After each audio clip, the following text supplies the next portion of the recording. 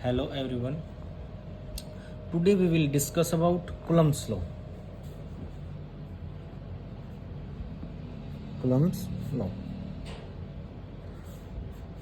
जैसे दो चार्जेस हैं, दो चार्जेस एक दूसरे को या तो अट्रैक्ट करेंगे या फिर रिपेल करेंगे, लेकिन दोनों चार्जेस एक दूसरे को अट्रैक्ट या रिपेल कितने फोर्स से करते हैं इसके बारे में हमें कूलम्ब्स लॉ बताता है।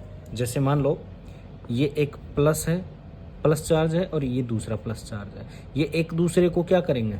रिपेल करेंगे, यानी कि इस साइड, ये इसको इस साइड रिपेल, ये इसको इस साइड रिपेल करेगा और ये इसको इस साइड रिपेल करेगा। तो यानी कि ये रिपेल और अट्रैक्शन जो भी ये यहाँ पे रिपल्सन हो रहा है, तो यानी कि कितनी फोर्स से रिपल्सन होगा इसके बारे में हमें कूलम्ब्स लॉ बताता है। ठीक है, जैसे हम देखते हैं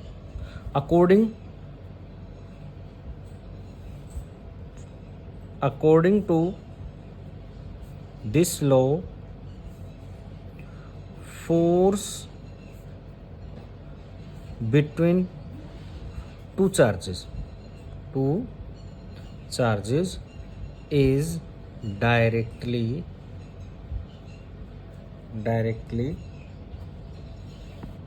proportional to the directly proportional to the magnitude of two charges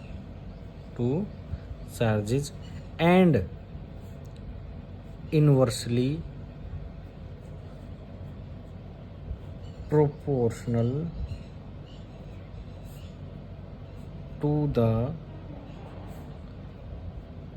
square of distance between them।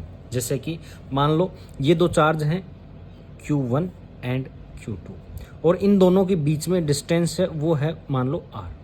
ठीक है, कूलम्ब्स लॉ बताता है कि इन दोनों के बीच में जो भी अट्रैक्शन या रिपल्सन होगी वो कितने फोर्स के साथ होगी। ये हमें निकालने के लिए हमें क्या करना चाहिए? इन दोनों का, यानी कि प्रोडक्ट ऑफ चार्जेस, दो चार्जेस हैं उनके बीच उनका प्रोडक्ट और उनके बीच की डिस्टेंस है डिवाइड बाय डिस्टेंस का स्क्वायर, यानी कि R का स्क्वायर। ठीक है, हम देखेंगे F is directly proportional to product of Q1 and Q2, equation number first हो गया। And force is directly proportional to 1/r², equation number 2 हो गया। ठीक है, from equation first and second we get F is directly proportional Q1 Q2 and upon R²। ठीक है, अब directly proportionality को हम हटाएंगे, यहाँ पे F is equal to proportionality हटाएंगे तो यहाँ पे आएगा इलेक्ट्रोस्टैटिक कांस्टेंट यानी कि K, इलेक्ट्रोस्टैटिक कांस्टेंट यानी कि K इंटू में Q1 into Q2 upon R²। ठीक है, यहाँ पे K कांस्टेंट है जिसको हम बोलेंगे इलेक्ट्रोस्टैटिक कांस्टेंट। ठीक है, हम यहाँ पे बात करें K की, तो यहाँ पे K की वैल्यू होती है 1/4πε0। ठीक है, अच्छा यहाँ पे K की वैल्यू 1/4πε0 है। इसकी मैथमेटिकल जो वैल्यू है वो होगी 9 × 10⁹ मीटर स्क्वायर, न्यूटन और कूलम्ब स्क्वायर, इनवर्स स्क्वायर। ठीक है, अच्छा हम इसको ऐसे भी लिख सकते हैं 9 × 10⁹ newton metre square coulomb inverse square. ठीक है, ओके, यहाँ पे अब हम इसकी वैल्यू यहाँ पे पुट करेंगे। F is equal to 1/4πε0 into में Q1 Q2 अपॉन R²। ठीक है, यहाँ पे ये आ गया इसका, यानी कि इतनी फोर्स लगती है किसी भी चार्ज के बीच में जो रिपेल करेंगे या अट्रैक्ट करेंगे। जैसे मान लो यहाँ पे दो चार्ज हैं,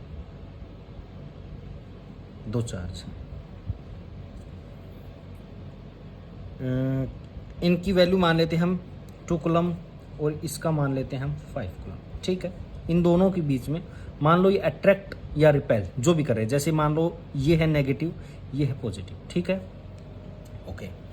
ये चार्ज इस चार्ज को मान लो अट्रैक्ट कर रहा है, तो इसके बीच में मान लो फोर्स हमने मानी है 100 न्यूटन की, तो इसका मतलब ये है 100 न्यूटन फोर्स से ही ये जो नेगेटिव चार्ज है ये इस पॉजिटिव चार्ज को अट्रैक्ट कर रहा है, और 100 न्यूटन फोर्स से ही ये जो पॉजिटिव चार्ज है ये इस नेगेटिव चार्ज को अट्रैक्ट कर रहा है।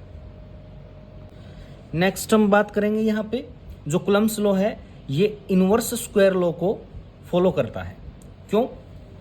जैसे यहाँ पे है force is directly proportional to 1/r², या फिर हम बोल सकते हैं फोर्स है वो इनवर्सली प्रोपोर्शनल है r² की, ठीक है। जैसे ये दो फोर्स हैं, दो फोर्सेस के बीच में डिस्टेंस है, अगर हम इन दोनों चार्जेस के बीच में डिस्टेंस बढ़ाएंगे तो फोर्स है वो कितनी कम हो जाएगी, इसके बीच में जो डिस्टेंस है उसके स्क्वायर के इनवर्सली प्रोपोर्शनल हो जाएगी। यानी कि जैसे मान लो यहाँ पे हम r = 1 मीटर है, और जो दो चार्जेस के बीच के अंदर जो फोर्स लगी हुई है वो न्यूटन यानी कि 100 न्यूटन है, ठीक है, ओके। यहाँ पे हम क्या करेंगे भाई, फोर्स है 100 न्यूटन लगी हुई है, ठीक है, वो क्या हो जाएगा 1 कितना हो जाएगा, ये डिस्टेंस मान लो यहाँ पे 1 मीटर है, हम इसको बढ़ा के 2 मीटर कर दें, 2 मीटर का यानी कि 2 का स्क्वायर होगा तो यहाँ पे 4 आ गई, 25 न्यूटन फोर्स हो गई है। पहले कितनी थी, 100 न्यूटन फोर्स थी। कब थी, जब यहाँ पे जो डिस्टेंस था वो 1 मीटर था, ठीक है। अब हम इस डिस्टेंस को बढ़ा के 2 मीटर कर दिया, तो अब ये कितनी हो गई 100/r² यानी कि 2 का स्क्वायर 4 हो गया, और यहाँ पे जो फोर्स लगेगी अब लगेगी 25 न्यूटन। यहाँ पे हमने कूलम्ब्स लॉ के अकॉर्डिंग यहाँ पे फोर्स निकाला, ठीक है। अब यहाँ पे एक दो बातें और हैं, जैसे कूलम्ब्स लॉ है वो ओनली पॉइंट चार्ज के लिए ही वैलिड रहेगा, और इसके लिए यानी कि जो चार्ज है पॉइंट चार्ज है वो रेस्ट पे ही होना चाहिए। अगर जो चार्ज है वो रेस्ट पे नहीं है तो उसके ऊपर हम कूलम्ब्स लॉ अप्लाई नहीं कर सकते।